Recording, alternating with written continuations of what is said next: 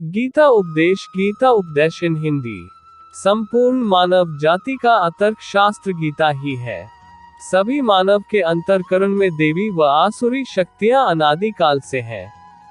देवी शक्तियों के सहयोग से जब मनुष्य अपने आत्मस्वरूप की ओर अग्रसर होता है तो काम, क्रोध, राग, द्वेष इत्यादि आसुरी वृत्तियां बाधा के रूप में आक्रमण करती है। उसमें पार पाना ही वास्तविक युद्ध है। अर्जुन श्रेय के लिए विकल था। वह युद्ध करना तो चाहता था, परंतु उसके लिए उसे अपने कुल के लोगों पर बाण कैसे चलाए इस विचार से संशय में था। इसीलिए भगवान को 18 अध्याय गीता समझानी पड़ी। उसके पश्चात भगवान ने पूछा कि कुल के प्रति तेरा मोह भंग हुआ कि नहीं। तब अर्जुन ने स्वीकार किया कि हाँ, अब मेरा मोह कुल के प्रति भंग हो गया है। अब मैं वैसा ही करूंगा जैसा कि भगवान ने उपदेश दिया है। यह मानव मात्र की शंका है। ये केवल अर्जुन की शंका नहीं थी, यह मानव मात्र की शंका है कि श्रेय क्या है, उसे कैसे प्राप्त किया जाए।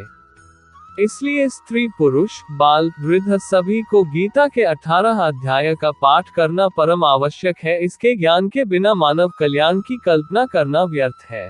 गीता के ज्ञान से बच्चों में भी कल्याणकारी संस्कारों का सृजन होता है।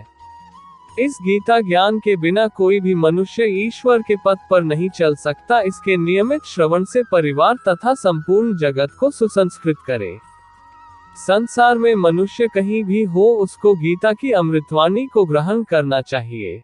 हे अर्जुन, मैं भूत, वर्तमान और भविष्य के सभी प्राणियों को जानता हूँ, किंतु वास्तविकता में मुझे कोई नहीं जानता। भगवान सिर्फ वहाँ नहीं है जहाँ हम पूछते हैं। भगवान तो वहाँ भी है जहाँ सब पाप करते हैं। तुम क्यों व्यर्थ में चिंता करते हो? तुम क्यों भयभीत होते हो? कौन तुम्हें मार सकता है? आत्मा न कभी जन्म लेती है और न ही इसे कोई मार सकता है। ये ही जीवन का अंतिम सत्य है।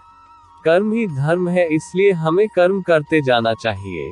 फल अपने आप हमें मिलेगा, यही संसार का नियम है।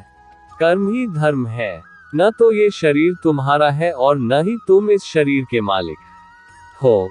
ये शरीर 5 तत्वों से बना है, आग, जल, वायु, पृथ्वी और आकाश। एक दिन ये शरीर इन्हीं 5 तत्वों में विलीन हो जाएगा। तुमने खुद को कमजोर मान रखा है, वरना जो तुम कर सकते हो वो दूसरा नहीं कर सकता। तुमने खुद को कमजोर मान रखा है। जब तक तुम डरते रहोगे तब तक तुम्हारे जीवन का निर्णय दूसरे लोग लेते रहेंगे। अगर आप किसी को छोटा देख रहे हो तो आप उसे या तो दूर से देख रहे हो या अपने भीतर के अहंकार से। तेरा मेरा, छोटा बड़ा, अपना पराया मन से मिटा दो, फिर सब तुम्हारा है और तुम सबके हो।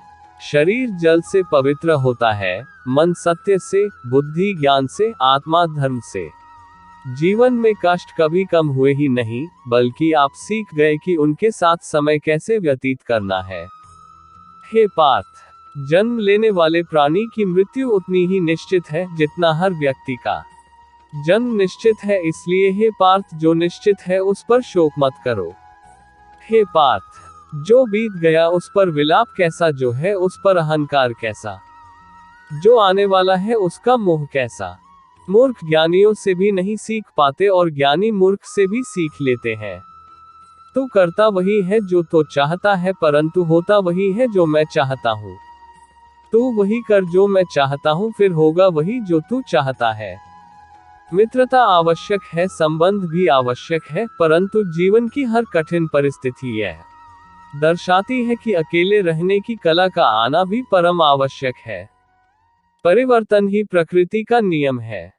इसलिए जो पीछे छूट गया उस पर शोक मनाने की जगह जो आपके पास है उसका आनंद उठाना सीखिए। जीवन की समानता को पहचाने और अपनाएं, अर्थात बिना डैक के सुख का मूल्य नहीं समझ सकते। जिसने केवल सुख भोगा हो उसके लिए डैक पहाड़ के सामने डर का सामना डटकर करो, अर्थात मन से कभी हार मत मानो। अपने आप पर विश्वास करो और आखिरी दम तक लड़ो। भूतकाल की चिंता छोड़े, भविष्य के लिए भयभीत न हो। वर्तमान पर ध्यान दो, भविष्य अपने आप सुखी हो जाएगा। मनुष्य जो चाहे बन सकता है, यदि वह विश्वास के साथ इच्छित वस्तु पर लगातार चिंतन करे। काम, क्रोध और लोभ ये मनुष्य को नरक की ओर ले जाने वाले 3 द्वार हैं। इसलिए इन तीनों का त्याग कर देना चाहिए। मनुष्य के रैक का कारण उसका प्रेम ही है। वह जितना अधिक मोह करेगा उतना अधिक कष्ट भी भोगेगा, जो आरंभ में विष के समान प्रतीत होता है लेकिन अंत में अमृत के तुल्य है। इसलिए वह परमात्म विषय बुद्धि के प्रसाद से उत्पन्न होने वाला सुख सात्विक कहलाता है। दोस्तों, ये वीडियो कैसी लगी आपको? अगर अच्छी लगे तो लाइक, शेयर, सब्सक्राइब करना ना भूलिएगा। जय श्री कृष्ण।